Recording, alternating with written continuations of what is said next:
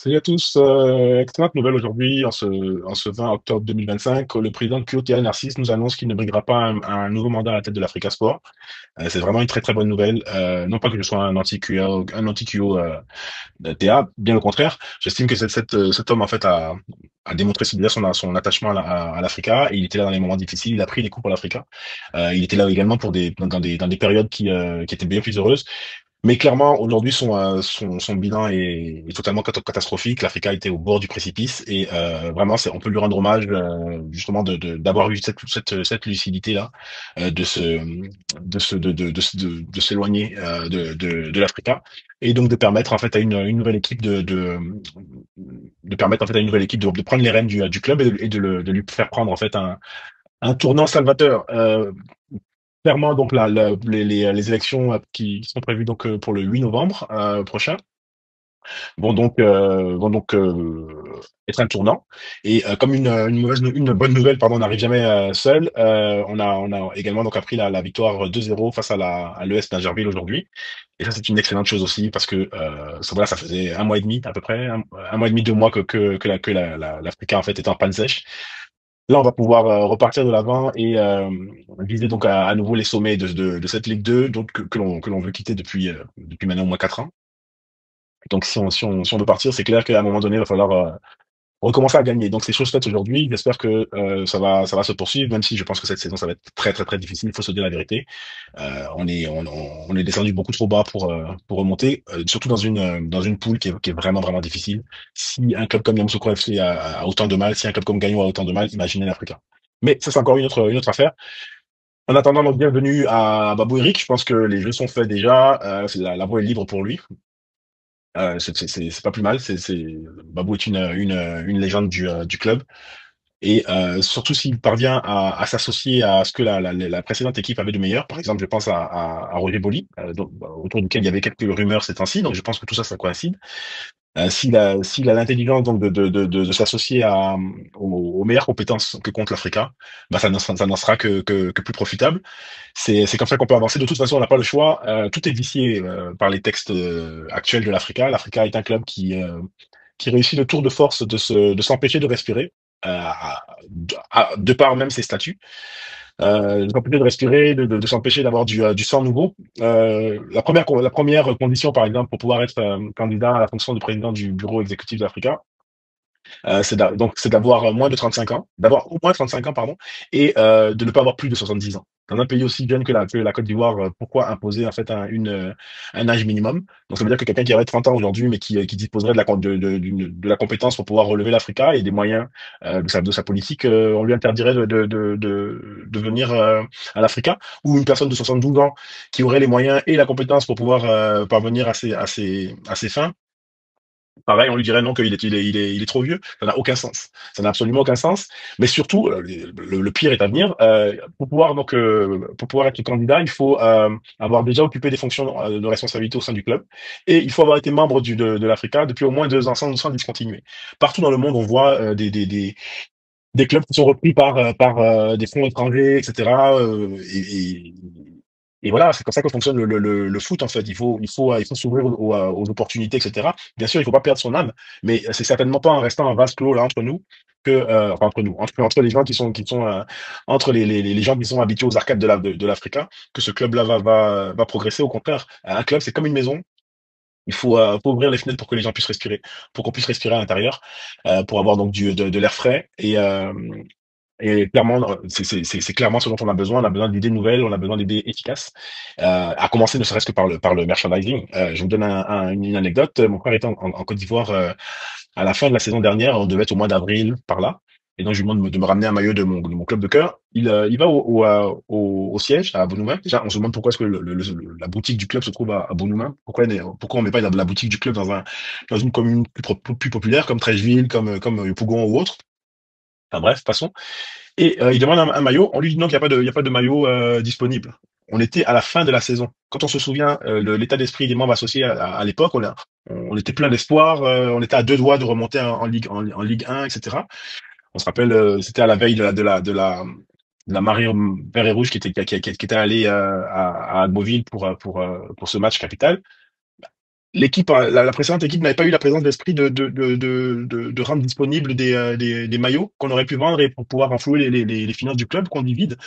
Tout ça n'a absolument aucun sens. Il faut absolument que on ait donc un sang neuf au sein du club avec des idées dynamiques, avec une vision dynamique et puis donc évidemment un minimum de compétences. Sinon, clairement, on va continuer de végéter et personne n'y gagnera, ni les membres associés, mais personne dans le football ivoirien. La Côte d'Ivoire a trop besoin d'un d'un Africa Sport de nouveau fort pour pouvoir enfin revivre des derbies à sec africains. C'est tout ce dont le pays aujourd'hui manque. C'est tout ce dont le football ivoirien manque. On a autrement un football déjà très intéressant à suivre.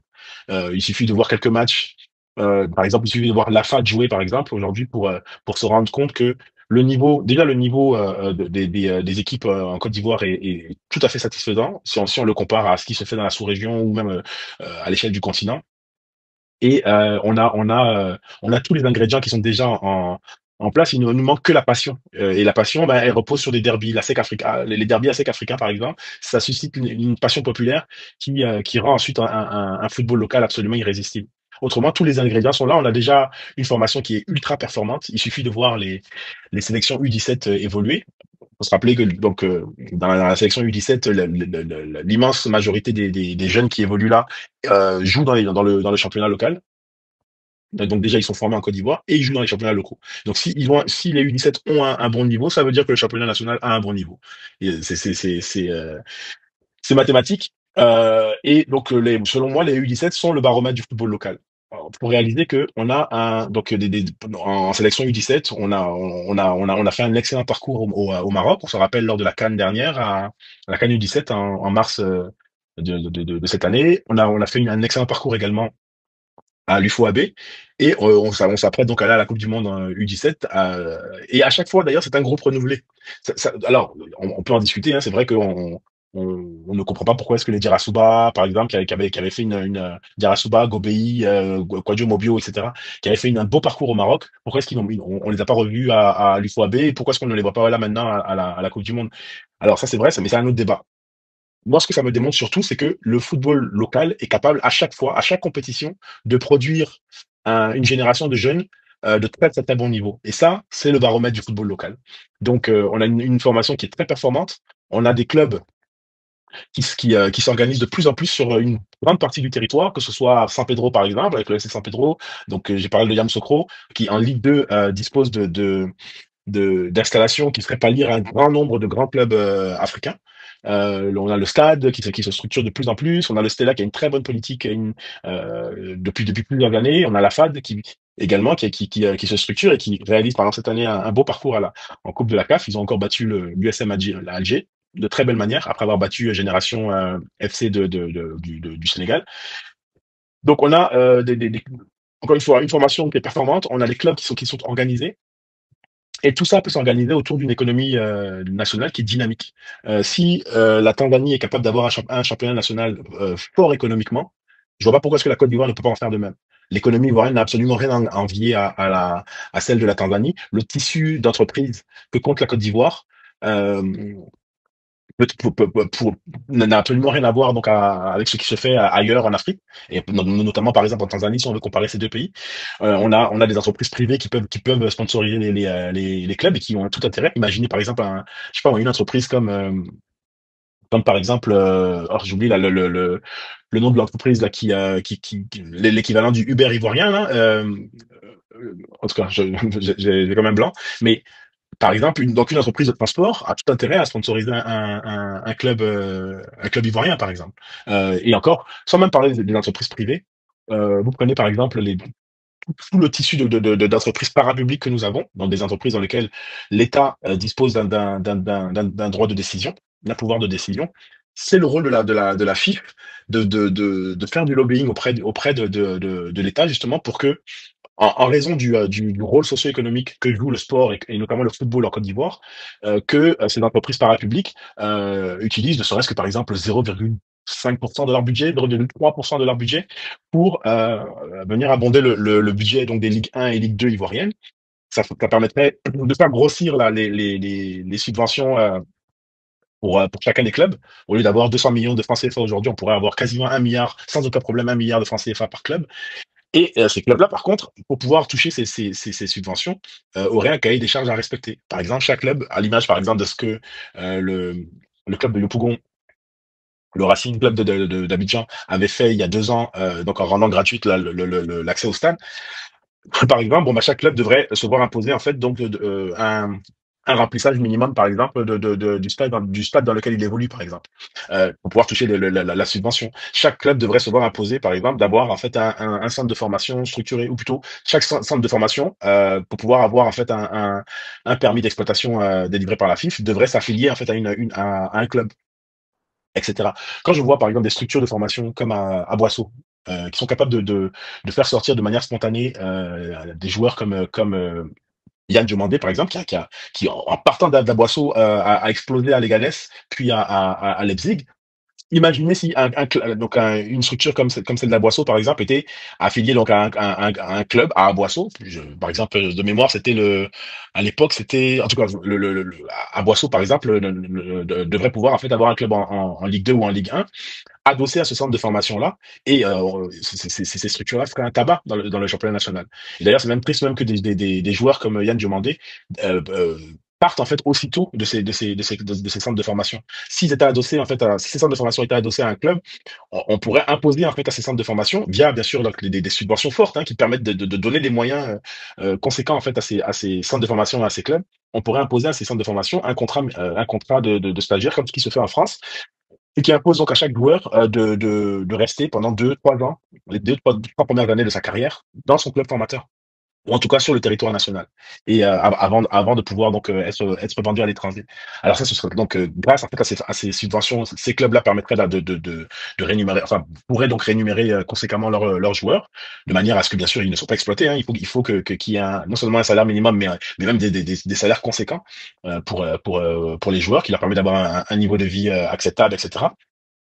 Mais ça permettrait donc au club de garder leurs joueurs suffisamment longtemps, par exemple pendant 1, 2, 3 ans. Euh, et ça leur permettrait non seulement d'avoir de bons résultats, donc déjà d'avoir un bon niveau, d'avoir de bons résultats au plan national, et même d'avoir d'excellents résultats sur la scène continentale. Il n'y a aucune raison, encore une fois, je reviens toujours au U17, il n'y a aucune raison que les U17 soient capables de faire d'aussi beaux parcours en sélection, par exemple donc à la CAN, et là en Coupe du Monde, et que les clubs qui les ont formés, les clubs dans lesquels ils évoluent, ne soient pas capables de performer au niveau continental. Il n'y a aucune raison. Un club comme la SEC, par exemple, ne garde pas suffisamment longtemps ses joueurs. Chaque année, quasiment l'effectif est redoublé de moitié. Avec ça, vous pouvez pas avoir une politique sportive, vous pouvez pas, cohérente, vous pouvez pas avoir des résultats sportifs conséquents. Et donc c'est la même chose pour San Pedro, par exemple. Ce sont des clubs qui sont conçus comme des centres de formation, et dès qu'un joueur commence à avoir un niveau acceptable, tout de suite il est vendu pour une bouchée de pain dans des championnats exotiques. On voit par exemple à Armel Zouri, par exemple, qui est un très bon latéral. Mais c'est tellement dommage qu'un joueur comme ça soit parti aussitôt pour se retrouver au fin fond de la Géorgie là-bas, alors que s'il évoluait dans un championnat national solide financièrement, déjà ça procurerait en fait donc au niveau national vraiment la satisfaction d'avoir un beau championnat, un championnat compétitif avec des stades remplis, etc. Mais également, ça permettra à ces joueurs-là de sécuriser en fait leur début de carrière. Ils finiraient leur post-formation, et ils auraient donc ils disposeraient d'une visibilité suffisante pour ensuite donc signer dans des clubs tout de suite performants, etc. Ils auraient une carrière bien plus facilitée. Encore une fois, tu vois, par exemple, le parcours d'un joueur par exemple, Adengra, est tout à fait révélateur. Ce sont notre championnat, notre football local est rempli de joueurs absolument talentueux, mais parce que notre championnat n'est pas suffisamment structuré, n'est pas suffisamment solide financièrement, ces jeunes-là sont obligés d'aller de faire des parcours. Donc lui, il est passé par le Bénin, la Guinée, etc., pour se retrouver ensuite au Ghana, et ensuite donc en Europe.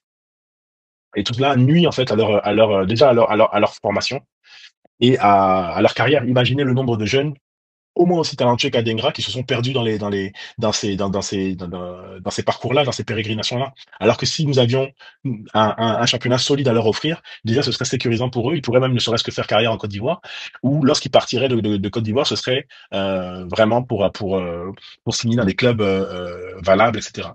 Bref, donc je vais pas m'étendre plus que ça. Je pense encore une fois cette nouvelle là donc le fait que Kyoto Narcisse ne se représente pas est une excellente nouvelle pour nous, pour l'Africain, mais également pour la Côte d'Ivoire tout entière. Si l'Africain va mieux, le football ivoirien ne pourra aller que mieux également. Donc on garde en tête ce rêve de revoir donc les derbies à Sec Africa, et d'ici là, portez-vous bien et allez la Côte d'Ivoire.